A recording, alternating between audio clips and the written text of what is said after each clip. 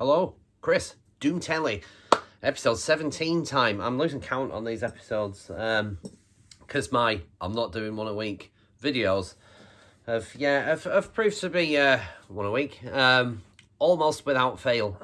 Anyway, enough of that. This week's video, I'm calling it You've Changed, and it's about bands that have made a fairly seismic changes. Now, there are lots of bands that evolve, and, you know, anyone that's in bands will relate to the fact that you never want to keep it boring. You want to constantly keep sort of mixing it up and stuff like that. So, in some essences, all bands have changed, unless you like Iron Maiden and Motorhead, and a lot of these, if it ain't broke, don't fix it type sort of bands. But I'm talking about bands that have made a fairly seismic change to their sound. And not always for the better. There's some of these in this list. I've done 10 with a few honourable mentions, and there's some of these in this list that, yeah, changed for the worst, if we're going to be honest. Some that were kind of, both bits are good. I can find the quality in both different sounds that they've had. And one or two that I'd say might be better. But anyway, we'll soon see. So anyway, without further ado, firstly, Green Sabre update. Yeah, another rehearsal. We're pretty much, I'd say we could probably gig our set now. I'd say that it's tight enough now to have a go, and we did a really slow, doomy set last night. So, yeah, that was good. So, yeah, coming along nicely. And I can announce another gig. Halifax. We will see you there. We're playing, it's called the Lizard Fest, and it's at the Darklands. Is it Darklands? Not Dark World, Darklands Brewery in Halifax. They made My Dying Bride's beer, I do believe. Anyway, yeah, Saturday, the 3rd of June, Lizard Fest 28. I think he does a couple a year. It's not been running for 28 years, so I think there's a few a year that he does. But anyway, yeah, so yeah, Lizard Fest 28, Saturday, 3rd of June, Halifax, Darklands Brewery. Get yourself there. It's going to be a cracker, and I can't wait. So the weird sort of circle of life, if you will, is that Green Sabre are pretty much a kind of where my first band with Gaz and with Bry, and even Rossi was in it to a point. I think he replaced me on guitar but anyway, yeah, we're a continuation of Desolate, and Desolate's one and only gig we did with our original lineup was in Halifax. So, yeah, crazy. Yeah, I know. I can't remember the name of the place. It was in middle of town. I don't think it exists anymore. But, yeah, super happy to announce that. So that's another gig in the bank. And I feel like there might be another one or two brewing away in the background that we may be able to share at some point. But, yeah, so far, just that one. But cannot wait for that. Right, let's crack on. You've changed. Bands that have made seismic changes. In my eyes, again, this is all my opinion. Personal opinion. Don't get upset. Etc. Right, okay. I'm doing a countdown from 10. And it's not really a countdown, it's just a weird kind of... But anyway, I'm doing it in this order, so like it or lump it. Okay, the first band that made seismic changes I'm going to discuss is this band. Death. Now, I can imagine some of you sitting there saying, wasn't really that seismic, was it? But, yeah, it kind of was. I mean, it was for me anyway, because I got into Death when they were still sort of touring the Leprosy album. It was sort of early to mid 1989, I think, that I bought that Leprosy cassette from the Disco Music Centre in Morecambe, and yeah, absolutely loved it. It was bought off of the name and the cover. It was like, what the fuck is this? And yeah, bought it for that reason and that reason alone, and was blown away. It was the heaviest thing I'd ever heard at the time. But yeah, Death. Now, so like, as I say, I've only dug out a few albums. I've got all the Death on vinyl. So yeah, Leprosy, this is a repress, some fancy sort of cloudy clear repress or something. Yeah, this was the album that hooked me on the band. This was the album that I don't know, still, currently, I mean, favourite albums from bands changes quite a lot. This is currently my favourite of theirs. I just think it's ace. And it's that... Anyway, the point I'm trying to get to is that they went from Scream Bloody Gore to this. It's Spiritual Healing, and then this was like a bolt out of the blue. It was, yeah, they went turbo. They went from like 0 to 100. The musicianship, the songwriting, it's technically amazing, and it's death's move from straight up death metal to technical death, if you will. And there was almost, after Human, you had individual thought patterns where it got even more technical, and you had the amazing solos of Andy LaRocque out of King Diamond on there. Then came Symbolic, which was sort of change again. It added slightly more proggy elements to the fray, I'd say. And then you had The Sound of Perseverance, which, as I'd explained on a previous video, was actually written for his other band, Controlled Denied, and they had to tweak and rework it for a death record. And that's got the proggy and more straight-up heavy metal vibes to it on there. But yeah, it was Death's move from straight-up death metal to technical death metal. And they weren't really the pioneers. And they might have been the pioneers at it in a sense, but I feel like sort of that having Cynic in his band, or half of Cynic in his band on that Human album, helped him transition a lot easier to that style. They were amazing at it. And I like both. If I'm going to be honest, the ones I think I still like the earlier, the slightly rawer effect. And I think that's why I like Spiritual Healing, because it feels like a really good bridge between the two. The old school death into the newer, more technical stuff. So, yeah, Death's moved to from death metal to technical death. And I like both. So I'm sitting on the fence with that one. Number 9. And a band. And I don't have... I've got the CD somewhere, but anyway, I'll explain. Anthrax. Yeah. Thrash metal giants. Anthrax. For me, I don't know. I always felt the weakest band of the big four. I felt that Anthrax were really good in their early days, like on Among the Living and State of Euphoria. And even this one. And this, again, this might be my favourite Anthrax record. Persistence of Time. I feel like certainly on them earlier ones and on Spreading the Disease, which I don't have, I don't know, I thought Anthrax were great at writing intros, and then the song sort of tailed off after that, when they went into that kind of same old that they did with every sort of song. Like, I know that was sort of their sound, but yeah, I feel like they started songs like the start of Among the Living, the track, the start of Be All End All on State of Euphoria. Amazing. Time on Persistence of Time, yeah. Really good ways of starting albums, and they're still being good. Now, I would argue, like I just said that I felt that Anthrax were the weakest of the big four, I'd argue that their recent albums have been comfortably the best by any of the big four. I know Slayer have split, but I think Anthrax are still keeping it relevant.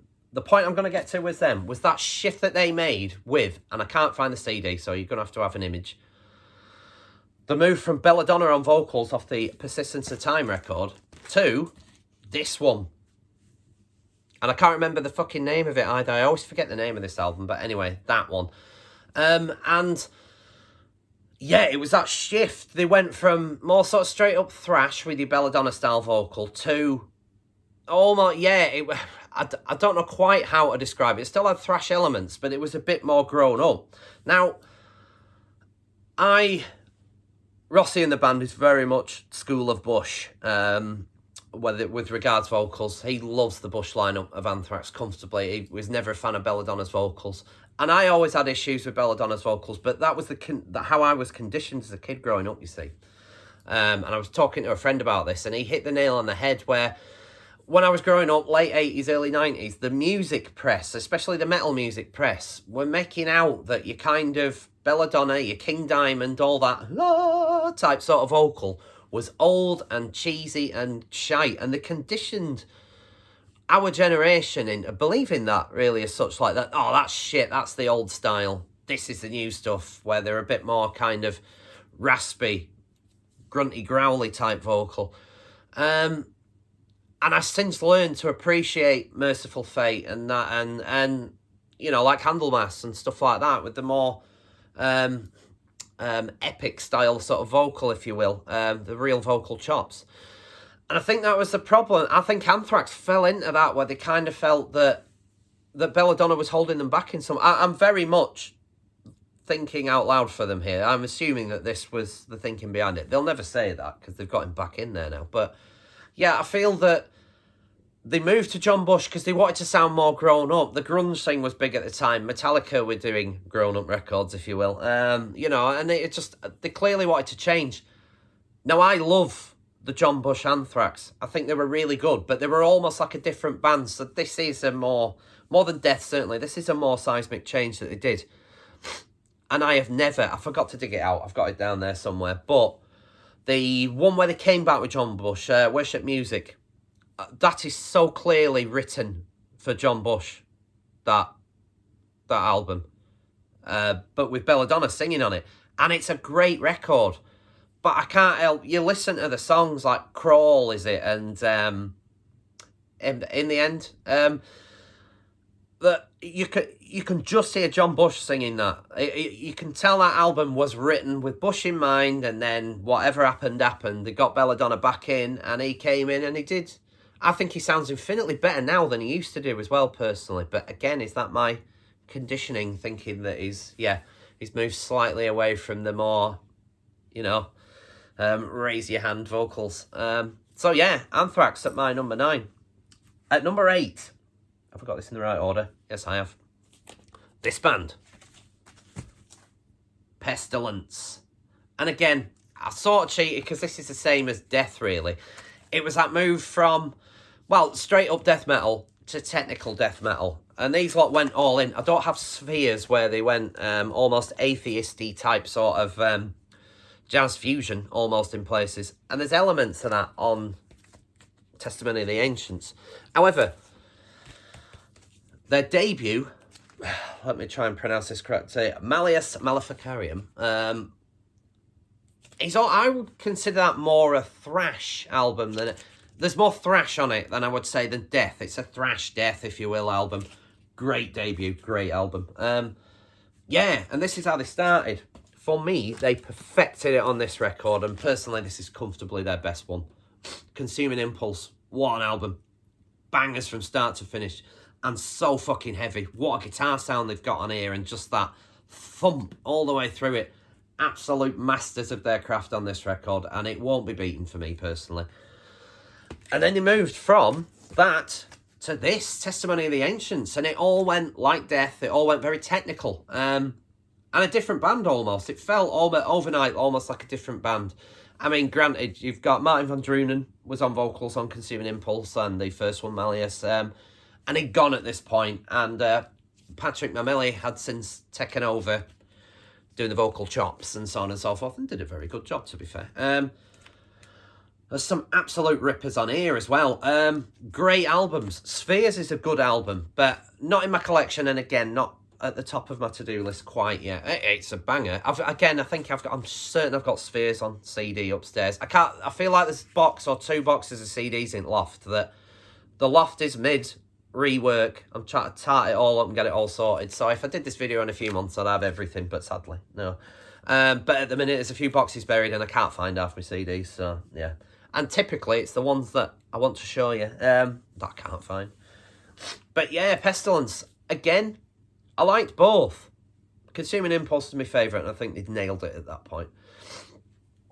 But yeah, they clearly wanted to change up and stay creative, and Testimony of the Ancients was a good case in point, and a really good move to that technical death metal. They were really good at it, so why not do it? And they were all very technically gifted musicians by the sounds of it. So, but yeah, a transition, a seismic change that I liked in a band. Okay, number 7. And I imagine some of you will be thinking this should be higher up in the list, but yeah, this band. Okay, we'll start with the debut. Metallica. And this is a seismic change that I am not a fan of. And I'll explain why. So, I think sometimes Metallica are unfairly maligned. When you have a back catalogue that has this masterpiece as your debut, going into arguably the greatest thrash record of all time, Ride the Lightning, from that into arguably also the greatest thrash record of all time, Master of Puppets, that's my battered old fucking double 45s version of it, into that, and then into not everyone's cup of tea, but still a fucking masterful piece of thrash metal, Justice for All. When you have a back catalogue, I put them in the bracket of Iron Maiden. When you have like a fucking 8-punch combo like Iron Maiden did with their first albums, that were just like, or was it a 7-punch? Because I always count Live After Death in there as the great first 8, if you will, with Maiden. That's a video in itself that may come later on. But when you have such masterful records, back to back to back, Maiden were on fire, and Metallica were the same. With those first 4, they could do no wrong, realistically. They tried their fucking best on Justice for All to ruin what was a great record.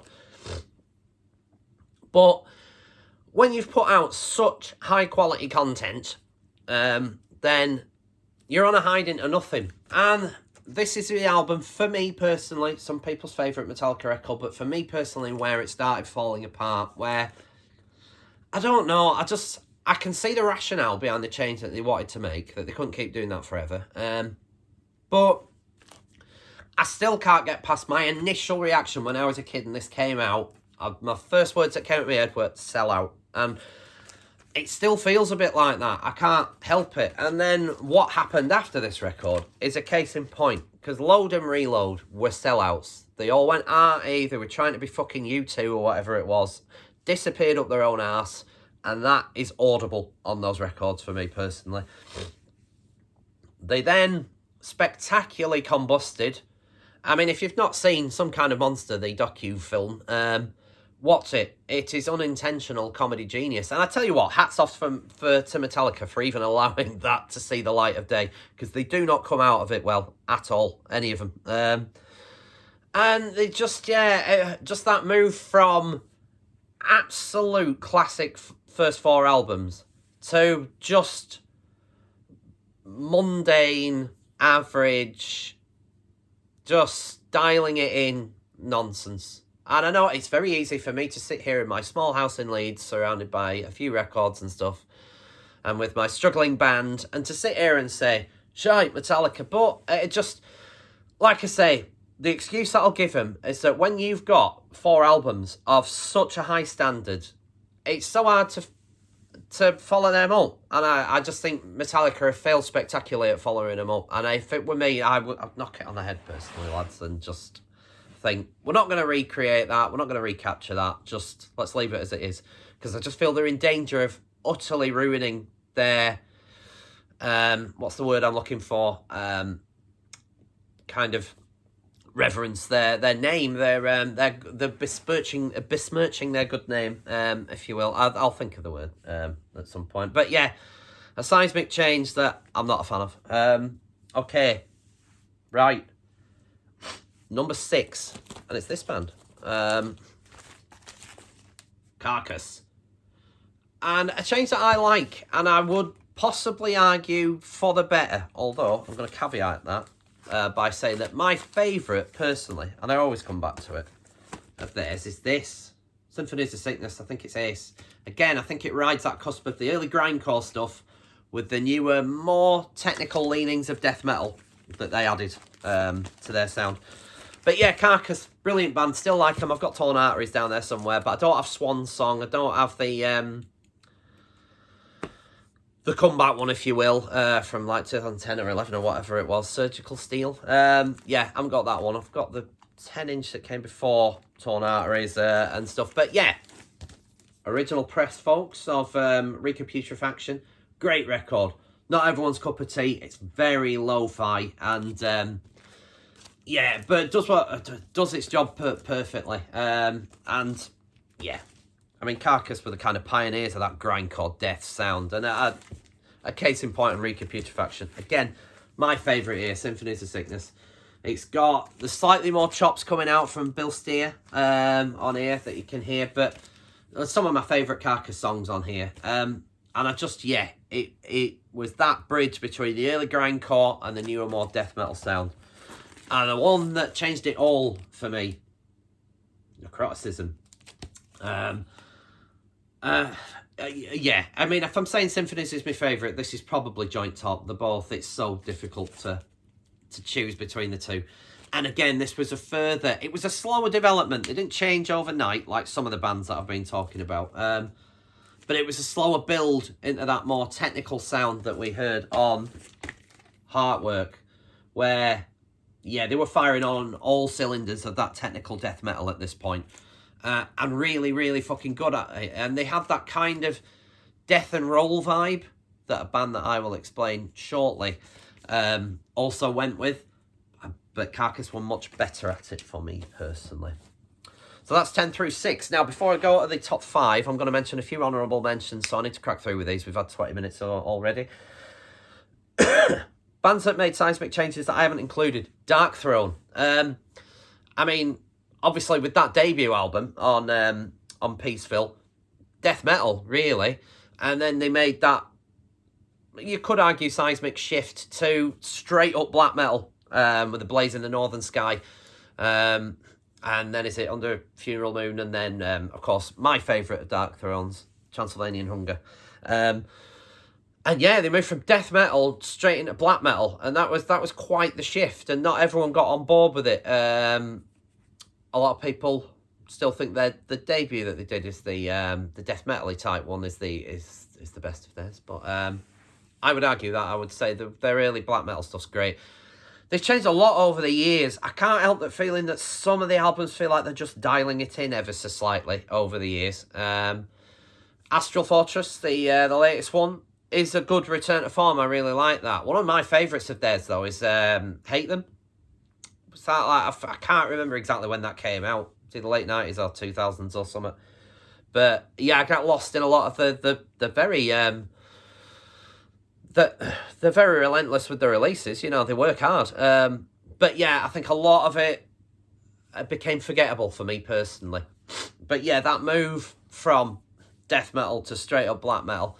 So honourable mention, another honourable mention is the band Deftones, one of my favourite bands ever. I love what they do. I've explained this on another video. Adrenaline, their debut, is an album that I don't have in the collection and probably won't be rushing out to get because it feels like straight up new metal and hasn't aged well. No new metal's aged well, really. You could argue that the new metal that's aged well, I wouldn't call new metal. Deftones get called new metal. They're not new metal. That first album, maybe, yeah. System of a Down get called new metal. They're not and never were new metal. They just came out at that time. And they're some of the bands that I thought that still sound relevant today. I loved Deftones' change, and this is definitely a change for the better for me, where they moved from that Adrenaline to Around the Fur, where that slightly more ethereal, shoegazy sound was coming into.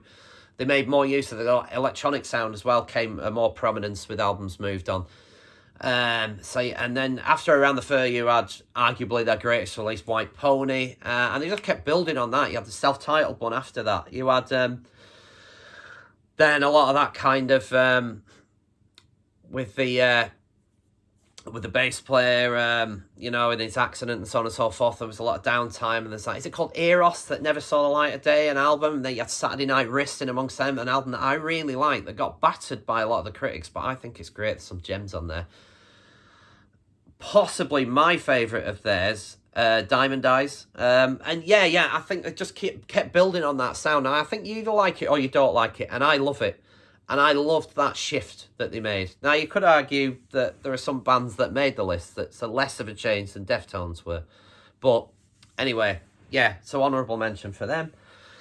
Cathedral are an honourable mention as well. And it just mainly, they didn't really change too much over the years, but it was that shift that wasn't my favourite. It's a lot of people's favourite, but I preferred the In Memoriam demo, Forest of Equilibrium, that's my favourite album of all time, and the Soul Sacrifice EP. And then they moved, well, you can hear that move on Soul Sacrifice into Ethereal Mirror. It becomes a lot more groove-orientated, a lot more Sabbathy, and not as grindingly, fucking crushingly slow as the early stuff. And it's that grindingly, crushingly slow stuff that's my favourite of theirs. They were great at what they did with the other stuff, but yeah, just that change, so an honourable mention. Let's get to the top 5, people. Okay. And I briefly touched on Death and Roll before. I'm going to touch on it again. Entombed. And the shit that they made, which personally wasn't really for the better. I'm still debating whether this is my favourite or whether Clandestine is my favourite of theirs. But, yeah, I mean, absolutely stellar debut. The old fucking HM2 sound, pioneers, you could argue. Fantastic fucking record. Straight up death metal ripper. Again, Clandestine, the second one. Straight up death metal, great stuff. Change of vocal, which I wasn't overly sold on. But, yeah, still a great record. And this, which is also a great record. Wolverine Blues, but a fairly seismic shift in sound. Yeah, they went from straight up death metal. Yeah, probably needed to change. And I think Nick Anderson, the drummer and vocalist on Clandestine, went on to form his band, the Helicopters. And you can hear that Helicopters vibe creeping into... You could tell that Nick had kind of... But I might be talking through him here, but it felt like he sort of got bored of the death metal thing and wanted to go more down the rock and roll punky vibe thing that he's kind of done with Helicopters. And this is still a great record, though. Really good. If you're going to call this the first death and roll album, then fair enough. But very different from the last two. But still a great record. It was after that I don't know whether boredom kicked in with them or with me. But what was the album called that I can never remember that I don't have? Oh, To Ride, To Shoot Straight, and whatever it was called. There was one called Warhead as well, or something like that, like an EP.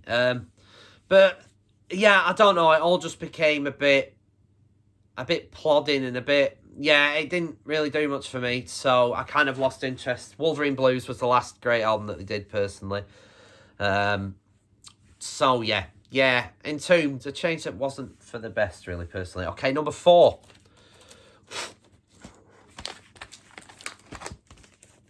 Danzig. Now, I should have dug it out. I think I've got Danzig 4 on CD up there somewhere. Debut. Absolutely stunning record. One of my favourites of all time. Classic. Danzig 2. Not sure about the cover, but possibly my favourite Danzig record. It's like they dialed up the production on this, and it sounds heavier and it sounds better. It's a crisper, it's a heavier sound. Absolutely stunning record. Another one. Absolutely stunning record for me. Again, they were just... This original, the seismic change is the change in lineup that Danzig made. Danzig 4 is another great one, and then you've got the Thrall EP. After those first 4, he changed what was fucking lightning in a bottle for me, with an absolutely stunning lineup of Glenn Danzig, John Christ on guitar, Chuck Biscuits on drums, Eerie Vaughan on bass. Stellar lineup, and the record showed that. They were stunning. And then he clearly wanted to change it up, and Danzig 5, or whatever was it, that acid, fucking, whatever it's called, black acid, some other shite. He went all industrial. You can hear hints of that industrial sound creeping in on Danzig 4 with Can't Speak and stuff like that. But, yeah, it went all industrial and truly fell off a cliff for me. It was just, I don't know. I kind of lost interest, really, at that point. And he's had some... I mean, I think Joey Castillo, the drummer, was on that album, and he's a fucking stunning drummer. And he's had some great musicians in his band since then. You've got Tommy Victor playing guitar now. You've got Johnny Kelly, Type O Negative, on drums for him now. Steve Zing's back from Samhain. And, yeah, but I just don't think he can write an album anymore. That Black Acid Devil, or whatever, Danzig 5, had 1 or 2 tracks that I quite liked. The 666, whatever it's called, had some great little tracks on it. Is it I Lucifer? Well, anyway, 7 that came after it. Maybe 1 track that I quite liked. You had that Death Red Sabaoth, or however you pronounce it, that felt like a little bit of a return to form, and the last time that he could sing for me personally, because the stuff that's come recently, like that Black Laden Crown, is it, or whatever, and fucking Skeleton's covers album. I mean, that Skeleton's covers album is absolute dog shit. I'm sorry, but it's fucking terrible. It sounds like a really shit pub band that you'd see churning out bad covers of classics. It's just awful. So, yeah, Danzig, the seismic change was that awful fucking lineup change, and he never got it back. I would love to see the original 4 back in some shape or form, but like I say, Danzig can't really fucking sing anymore, so... but, you know, he's not a nipper anymore, so, yeah. Okay, coming in at number 3, and I'm not just showing this record off, it's like third video running. Celtic Frost. Morbid Tales, absolute genius. To Megatherian, which in last week's video, I kept calling Into the Pandemonium for fucking reasons unknown. To Megatherian is what I was trying to talk about, though. Another great record. Into the Pandemonium. It's where the wheels started falling off for me. You got sort of weird little tracks like Mexican Radio on there and stuff like that.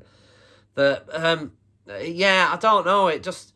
Celtic Frost always, because the riffs were so simple at time, it almost, I've used the phrase dialing in quite a lot on this video, and it almost felt like they were dialing it in ever so slightly. It all just became a bit easy, and but the album, the seismic change, for the fucking worst comfortably, personally, and for a lot of people, is this steaming piece of shit here that's about to turn up in the corner. Cold Lake, still to this day have, and I don't think Tom G. Warrior would be able to give you a straight answer either, but still to this day I have no fucking clue what the thinking was behind this move. It's almost like he did it deliberately just to annoy his fans. With that move from fucking black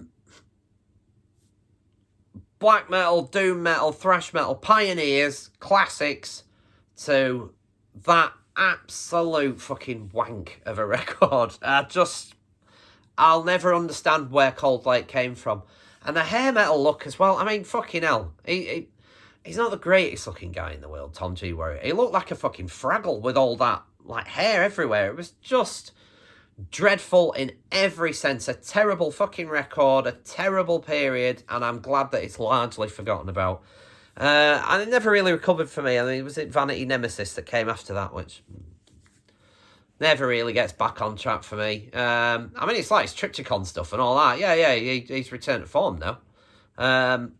But, yeah, I don't know what the fuck brain fart happened to him around Cold Lake. Dreadful. Number 2, and a change, again, not for the better. Sepultura. Now, these are the only ones that I've got in the collection. Schizophrenia, great album, great thrash album, great production on that as well. And my favourite album of theirs, and a fantastic thrash metal album, I'd still consider it thrash personally, Beneath the Remains. Absolutely stunning record. You had Arise, which I am after a vinyl copy. Again, I'm trying to avoid getting one of these sort of, albeit nice, represses that they released a few years back. I want an original Roadrunner of Arise, because that's the last great album that they did for me. And again, it was when they moved to Chaos AD, which I'll have to insert an image. I've got the CD somewhere, but again, can't find the fucking thing. Chaos AD was where it started to deteriorate for me, and Max Cavalera clearly got into Korn and early Deftones and that kind of stuff, and he clearly liked that new metal vibe that was coming, and it sort of started bringing that into the Sepultura sound. And Chaos AD is still a good album. I'd still say it holds up. It's still good. There's still some great tracks on it. But they'd moved away from what they did best, that kind of really high-energy thrash death that they kind of... there's more death metal coming in on the rise, and then Chaos AD just felt like a bit of a... It started well with your, your Chaos AD and Territory, yeah. Great songs. And then, yeah, it just all became a bit samey, that record. And then the less said about Roots, the better. Roots has got maybe 1-2 good songs on it. The rest of it are just shite. Yeah, no. Not a fan at all. I don't profess to own any of the new lineup stuff as well. For me, Sepultura died when the Cavaleras left, and leave it at that. It doesn't feel like the same band to me that's still touting the name out and around. They might have done some good stuff. It's not on my radar, and I'm not going to go out of the way to listen to what is substandard Sepultura for me. But yeah, that change. Number 1, and a change, you will gasp, that I think was for the better overall. And and it's this band, Anathema. Now, I've got me, albeit a repress, of the Crestfallen EP. I did, like I say, I did have a cassette of the fucking demo somewhere. Fuck knows where that went. I bought it at a gig. I think it was the gig that they were supporting. Cannibal Corpse, or no, it might have been an earlier one. Sorry. But bought it off of Danny Cavanagh at one of the gigs. Debut EP, stunning, melodic, mournful doom metal, which went on one of my favourite doom records of all time. Will it make my top 10? I don't know. The Serenades album, fucking brilliant record. Outrageously good, melodic, mournful doom metal at its finest. Really, really good record. You had the Silent Enigma, you had Pentecost 3 and various other stuff where they just started sort of tailoring the sound. And yeah, and changed hugely. Now, I kind of stopped listening to him at the point of the change. I've moved on to other stuff and almost forgotten about him. So they've had lots of records out over the years, but this was the last thing that they put out. And I would say The Optimist is a fucking brilliant record. If you've not heard it, do so.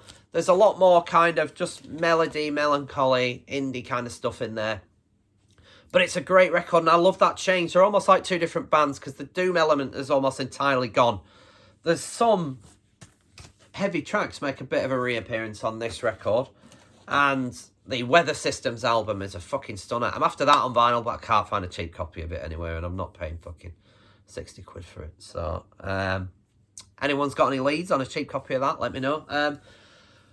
But yeah, I think I really like Anathema's trajectory and where they went. So there's argument that it was a bit arty and a bit sort of up itself, but you'll never beat them early doom records. They're fucking stunning.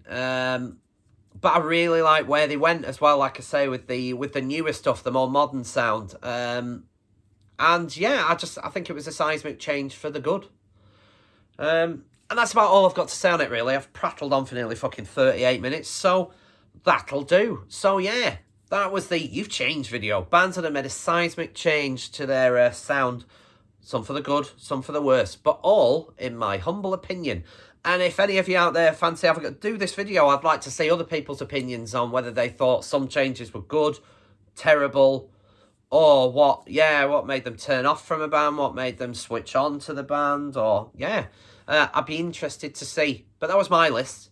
And that'll do for now.